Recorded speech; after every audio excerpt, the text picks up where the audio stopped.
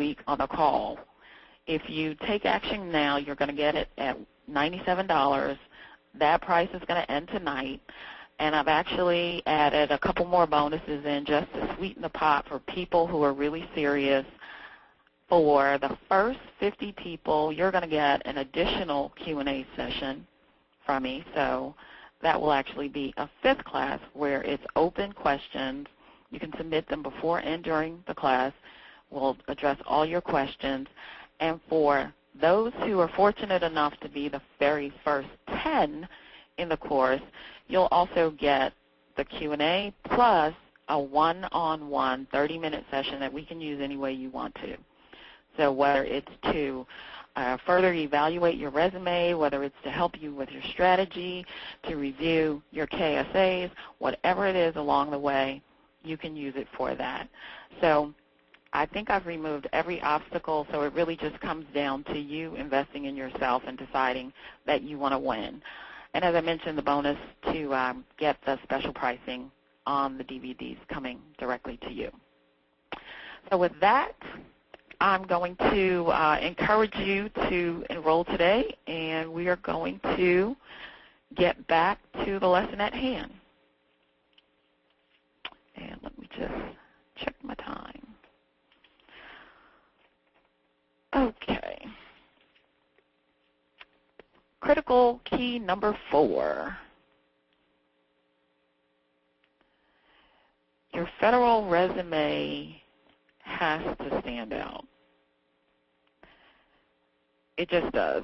People submit private sector resumes all the time. A private sector resume typically will not work. There are exceptions, like if you're in a very, very critically high demand position, like maybe a nurse or certain areas of security, that it might not matter so much what your resume looks like, but in the federal application process, it really does. When the HR specialists are looking through resumes and the hiring officials beyond them, they're looking for who they can screen out, because the more applicants they have, the harder their job becomes. So your job is to make it harder for them to screen you out. Federal resumes are also very different. They have more details, they have more experience, they have more specialized skills spelled out. You really have to spell out your training utilizing the keywords and the competencies from the vacancy announcements. So when you read these vacancy announcements and they say these things in this government speak that you may or may not understand, you've got to get to know what those words mean and what they're saying.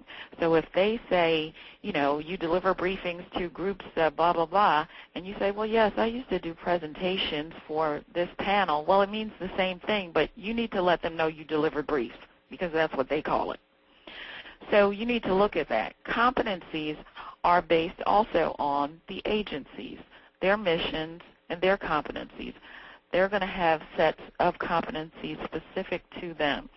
So that's also kind of what we're going to get into, but I want to show you an example of a federal resume. So hang on. And let me see here.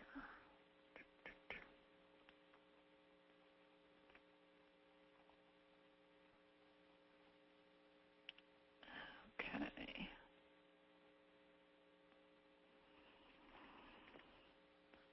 Okay, I'm going to blow that up a little. Okay. Again, name has been protected, but this young lady has been doing very well in her search. This is actually part of the draft. It doesn't have the actual job title name in it or the announcement. But in a federal resume, you have a lot more details. You specifically have, you know, your name, address, your phone number, your contact information, of course. Your citizenship status is also given. Your social security number as your identifier. Things like whether you have a veteran's preference or not. Certainly, this doesn't have to be in your resume if you don't, but if you do, you certainly want it on there so that you can take advantage of that fact.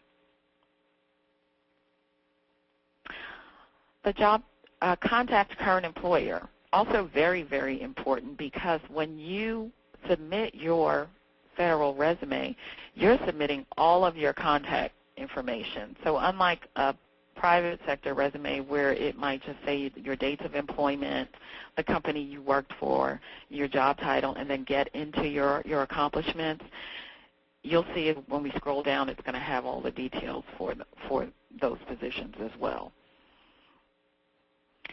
So the job title would be listed, the vacancy announcement, and then a summary of relevant skills. That would be similar to like a summary of qualifications or an executive summary in a private sector resume. But there are things that are, there are specific words, keywords from the announcement that you might be able to address in the summary.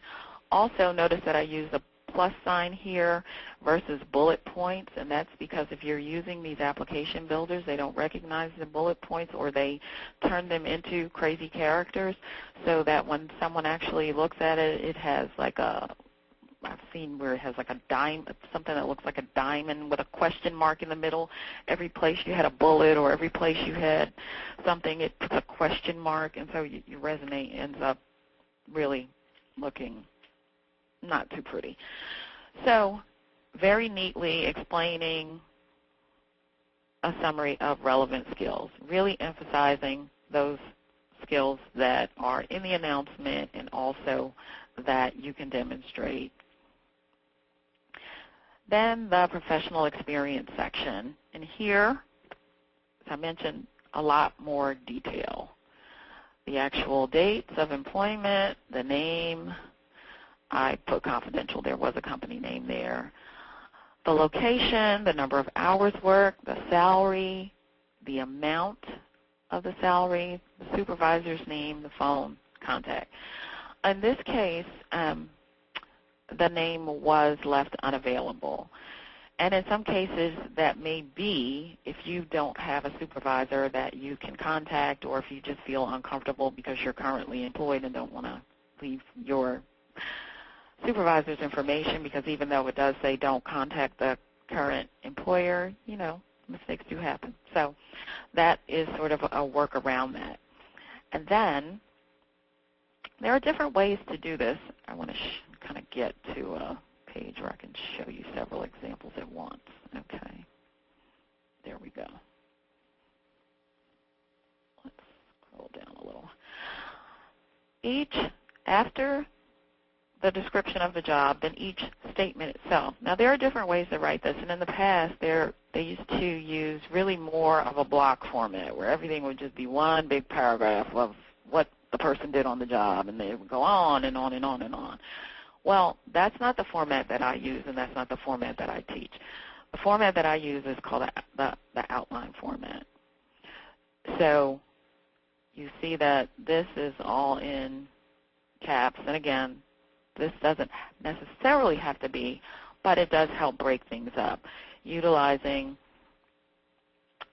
the action of what was actually done, those responsibilities, those accomplishments in the position, demonstrating those, and explaining further in each paragraph.